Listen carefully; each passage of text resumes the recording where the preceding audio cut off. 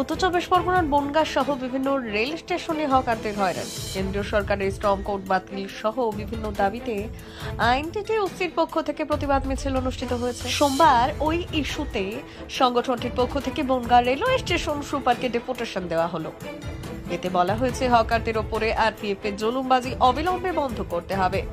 INTTUC অনুমোদিত পরিচয়পত্র থাকা সত্ত্বেও হকারদের কাছ থেকে তাৎক্ষণিক জরিমানা আদায় করা হচ্ছে, অবিলম্বে তা বন্ধ করতে হবে।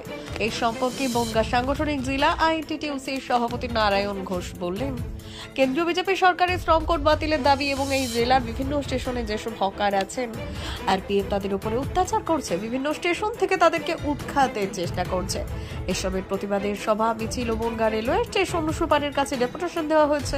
এই কর্মসূচিতে মচলন্দপুর, গোবরডাঙ্গা, ঠাকুরনগর, চাঁদপাড়া, বনগাঁ সহ বিভিন্ন স্টেশনের হকাররা সামিল হয়েছিলেন। রেলওয়ে কর্তৃপক্ষ যদি হকারদের হয়রানি বন্ধ না করেন, তাহলে আগামীতে বৃহত্তর আন্দোলনে নামা হবে।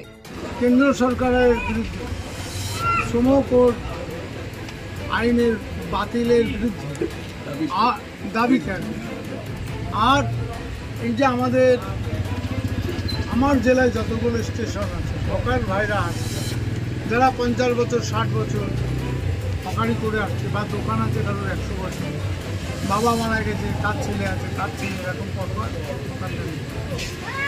কিন্তু এই আরপিএফ যেভাবে অত্যাচার করছে, যেভাবে প্রতিটা স্টেশনে, কেননা এই যে গরিব মানুষ, মেহনতি মানুষ, খেটে খাওয়া মানুষ, তাদের পরে অত্যাচার।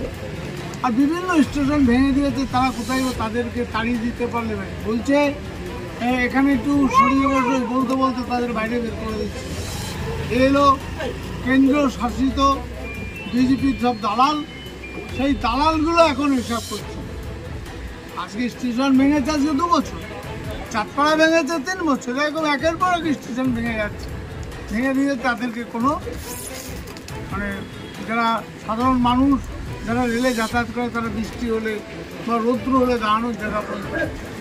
আর আমাদের শ্রমিকদের পরে যেভাবে অত্যাচার, রানিং শ্রমিকদের ধরছে, ফাইন করছে, করছে, তা করছে, বসতে দিচ্ছে না, যখন যা পাচ্ছে তাই অত্যাচার করছে। সেই অত্যাচারের বিরুদ্ধে আজকে আমাদের ডেপুটেশন ছিল। আমাদের মচলন্দপুর, গোবরডাঙ্গা, ঠাকুরনগর, চাঁদপাড়া, বনগাঁ, আমাদের মাঝের গ্রাম থেকে শুরু করে বিভিন্ন বাড়িতে যে হকাররা আছে, প্রত্যেক শ্রমিকরা এসেছিল, মেয়েরা তো পর্যন্ত যারা হকারি করে তারাও এসেছিল, মায়েরা, বোনেরা।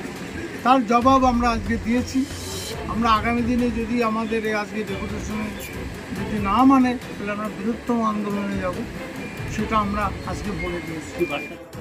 বনগাঁ থেকে রাহুল দেবনাথের রিপোর্ট, কাটাতার।